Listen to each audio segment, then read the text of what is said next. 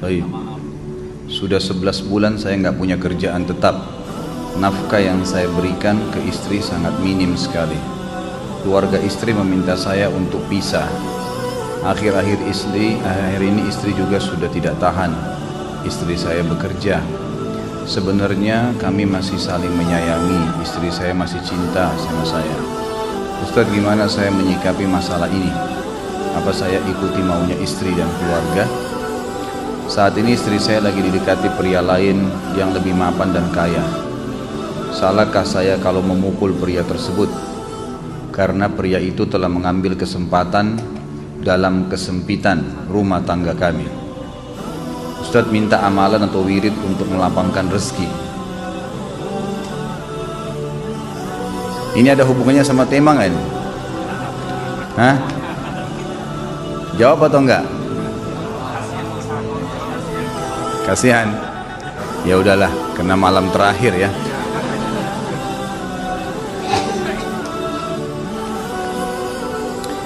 Yang pertama sekali, saya menyarankan Anda saran dari laki-laki ke laki-laki. Prinsiplah dan jangan merendahkan diri di hadapan wanita. Maksudnya begini, pada saat seorang wanita yang menjadi istri Anda membutuhkan Anda, tunjukkan kebutuhan kita 1000 kali daripada dia.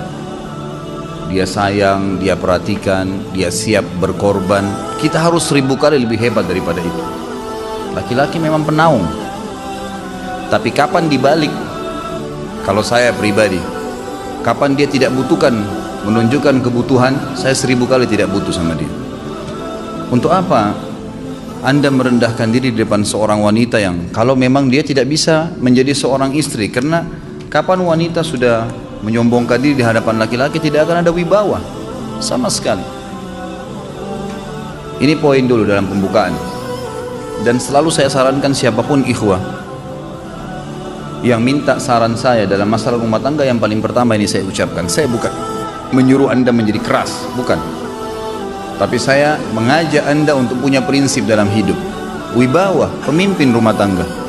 Dibutuhkan kita butuh, tidak dibutuhkan ya sudah. Masih banyak gantinya. Dia mau ganti laki-laki lain, silahkan, ahlan wa sahlan, silahkan. Allah akan gantikan penggantinya yang lebih baik. Dan itu harus bisa kita punya prinsip. Memang begitu. Kalau ini kita terapkan dalam kehidupan kita, kita akan sangat mudah hidup.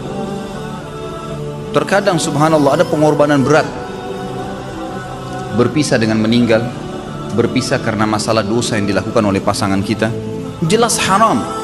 Kalau ada seorang istri hanya karena masalah suaminya kekurangan ekonomi mau berhubungan sama laki-laki lain, wanita apa ini? Cinta itu pengorbanan, kasih sayang, bukan hanya pada saat mampu kemudian disayang, pada saat tidak mampu kemudian ditinggal. Subhanallah. Hati-hati, hukum Allah subhanahu wa ta'ala berlaku. Akhwat yang jadi istri, ikhwah yang jadi suami, harus tahu pasangan kita itu punya Tuhan sebagaimana kita punya Tuhan yang sama. Dan Allah itu maha adil. Memang dalam kehidupan kita ada naik turunnya. Dan makna cinta adalah pengorbanan. Itu sebenarnya. Kalau hanya kita kantongnya lagi penuh kemudian disuka sama istri, pada saat lagi tipis, lagi masalah, kemudian dia mau berhubungan sama laki-laki lain, na'udzubillah min dzalik. Wanita apa ini? Kalau saya tidak naungin. Kalau saya nggak naungin. Kamu mau sama dia silahkan, ahlan sahlan, silahkan jalan. Kalau saya, istri saya sangat tahu prinsip saya. Kalau kamu merasa ada laki-laki lain yang kamu anggap baik, atau kamu mau ingin memasukkan pendapat keluargamu dalam rumah tangga saya sehingga kedudukan saya sebagai suami tidak didengar lagi, silakan pilih keluarga kamu. Tidak ada masalah. Jadi jangan jadikan sebagai beban. Oh, nanti kalau pisah saya hidupnya bagaimana? Saya melarat. Ini kenapa ini? Saya mati kalau nggak sama dia, ya mati bener nanti. Gila kalau nggak nikah sama dia, gila kalau siapa ini? Ini kenapa ini? Keluar dari bingkai hidup itu. Seorang muslim itu hidupnya mulia. Dia dihormatin, dia menghormatin. Dia dihina, tinggalkan. Allah SWT tidak menyuruh kita menghinakan diri, tidak boleh. Kalau wanita ini misalnya, istri ini yang dikatakan tadi masih mencintai suaminya, dia hanya sekedar minta kerja, ya, garis bawahi kalimat ini ya, dia hanya sekedar minta kerja untuk membantu nafkah rumah tangga, ahlan wa sahlan, jempol, nggak masalah, bagus itu. Sampai suaminya mapan, itu baik. Tapi dalam kondisi masih status istri punya hubungan sama laki-laki lain, naudzubillah min dzalik. Mana ghirah, mana kecemburuan positif yang telah Allah pelihara dalam diri kita, nggak boleh.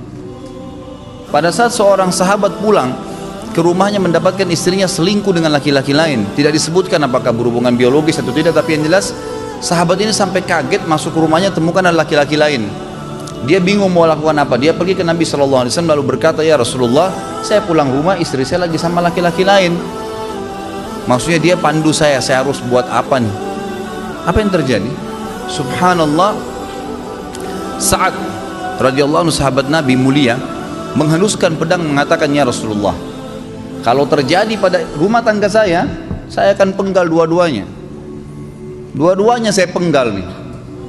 Tapi di sini ulama bilang saat ingin menghukum kalau terjadi pada keluarganya dengan penggal ini, bukan maksudnya dia menghukum secara individu, maksudnya saya ingin terapkan hukumnya Allah, dirajam, dibunuh karena mereka sudah menikah dan berzina. Hukum Allah terapkan, kemuliaan agama harus ada. Harus begitu. Seorang istri yang mau tinggal di bawah naungan kita sementara kita sudah berkorban di bawah terik matahari, sudah bekerja, sudah memilih dia dari sekian banyak wanita, kemudian dia mau berkorban, hormatin dia, junjung dia, lindungin dia, rangkul dia, gitu kan, bela dia, memang harus begitu. Tapi kalau masih dalam naungan, kemudian sedikit himpit masalah ekonomi lalu berhubungan sama laki-laki lain, naudzubillah, jangan dipertahankan, berbahaya sekali, gitu kan. Jangan Anda menjadi laki-laki lemah gitu. Saya kemarin ditelepon oleh dua orang sekaligus, subhanallah. Sahabat dekat telepon kepada saya, laki-laki. Ustadz, maaf mau ngomong sebentar. Baik, silahkan. Ustadz, saya ini istri saya pulang ke rumah ke kampung ayahnya ibunya karena alasan mengurus ayah dan ibunya. Akhirnya saya sama anak-anak ditinggal di sini sendiri. Setiap kali saya panggil pulang, dia bilang sudahlah saya nggak mau pulang. Kalau mau nikah lagi silahkan. Dia bahasakan begitu. Bagaimana sarannya Ustadz? Saya bilang nikah lagi. Dengan tegas saya bilang nikah lagi. Kalau tidak terbuka pintu fitnah. Perempuan itu kenapa harus pilih orang tuanya? Tidak boleh secara syar'i. Nggak boleh. Sudah menerima akad nikahnya seorang laki-laki, laki-laki itu yang dinomorsatukan di atas ayahnya, nggak ada alasan. Kalau suami izinkan boleh urus orang tua, kalau nggak diizinkan tidak boleh, nggak boleh. Bagaimana dia tinggalkan suaminya sama anaknya? Kaget itu saya katakan begitu. Iya, bahkan sekarang hukum poligami sudah wajib bagi Anda, nggak boleh. Wajib sekarang. Ini ragu mau melangkah seakan-akan poligami itu dosa, padahal dia ditinggal oleh istrinya. Bagaimana bisa ini? Ada laki-laki seperti ini nggak punya prinsip, harus melangkah. Dia sudah dapat jawaban saya dikasih ini, Ustadz teman saya juga mau bicara, masalahnya sama lagi. Ustadz istri saya tinggalkan saya, Ustadz kayak mau menangis. Sebentar, jangan pakai nangis laki-laki. Apa ini cengeng? Ditinggal wanita nangis, subhanallah. Orang nangis itu ditinggal meninggal Rasulullah SAW, ketinggalan sholat subuh berjamaah, itu nangis. Nggak jadi jihad, nah itu nangis. Ditinggal perempuan nangis, la ilaha illallah. Allah ciptakan perempuan lebih banyak daripada laki-laki. Ini bukan menurunkan martabat perempuan ya. Artinya harus seorang pemimpin itu punya wibawa. Nggak bisa, kalau nggak akan dianggap remeh nanti. Istri itu dinaungin, dilindungin, dididik, diberikan haknya ia. Berikan berlipat-lipat penghormatan sebagaimana dia berikan satu penghormatan, nggak apa-apa. Tapi jangan sampai menginjak martabat seorang pemimpin, tidak boleh. Akhirnya saya sampai bilang sama dia, akhi, ambil keputusan. Kamu mau balik sama saya berumah tangga di sini, atau kamu pilih rumah orang tua kamu? Oh, saya pilih orang tua saya, baik, saya ceraikan kamu sekarang. Assalamualaikum, tutup telepon, selesai. Jangan lama-lama.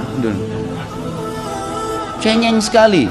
Udah sujud sama Allah, saya masih berat cintanya Allah. Ia minta kepada Allah subhanahu wa ta'ala, ini gampang dihilangkan dari hati. Sebagaimana dia datang dia bisa keluar, gampang itu. Subhanallah ya, jangan terlalu mencintai dunia berlebihan. Kalau saran saya, kalau istri Anda ini tanya baik-baik, kalau kamu bekerja hanya karena mau bantu nafkah rumah tangga sekarang, ahlan wa sahlan, silahkan. Selama pekerjaan halal, antar dia ke tempat kerjanya. Muliakan dia, jaga, jemput pada saat pulang. Anda pembelahnya, begitu. Tapi kalau berhubungan sama laki-laki, ada subhanallah suami depannya dia, istrinya telepon laki-laki lain dan dia menerima itu. Mana ini? Dalam agama haram. Wallah haram itu hukumnya, nggak boleh. Itu namanya dayuth dalam agama. Nabi SAW mengatakan Allah melaknat dayuth. Kata sahabat, siapa itu dayuth ya Rasulullah? Laki-laki yang tidak punya cemburu terhadap pelanggaran agama yang terjadi pada istrinya. Gimana caranya? Nggak boleh dalam agama Islam, gitu kan? Makanya biasakan hati kita terisi dengan cinta kepada Allah SWT dan bukan cinta kepada manusia.